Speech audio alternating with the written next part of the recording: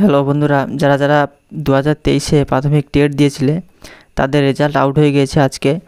তো দেখতে পাচ্ছ আজকে নোটিশ দিয়ে দিচ্ছে 24/9/2025।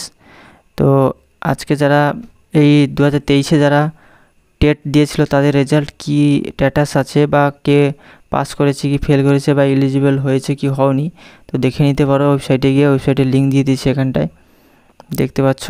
এই লিঙ্কে গিয়ে দেখতে হবে, ওয়েবসাইটে এই লিঙ্কে গিয়ে দেখতে হবে। ওখানে রোল নাম্বার দেবেন, রোল নাম্বার আর ডেট অফ বার্থ দিয়ে আপনাকে চেক করতে হবে। এখানে দেখিয়ে দিচ্ছে রেজিস্ট্রেশন নম্বর দেখতে পাচ্ছ, রেজিস্ট্রেশন নম্বর এবং ডেট অফ বার্থ, এটা দিয়ে আপনাকে চেক করতে হবে সাইডে গিয়ে। ওকে, তো আমি দেখিয়ে দিচ্ছি কীভাবে করতে হয়, তো ভিডিওটা দেখতে থাকো লাস্ট অবধি। তো এর জন্য আপনাকে গুগল ক্রোমে চলে যেতে হবে। কোথায় যেতে হবে? গুগল ক্রোমে। তো গুগল ক্রোমে যাওয়ার পর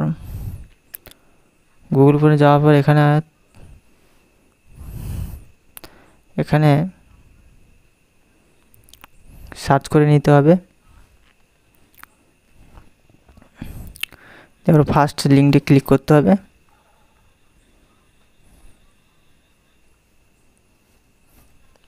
ফার্স্ট লিঙ্কে ক্লিক করার পর তোমার সামনে এরকম একটা পেজ ওপেন হবে, দেখতে পাচ্ছ। এরকম একটা পেজ ওপেন হবে, West Bengal board of primary education.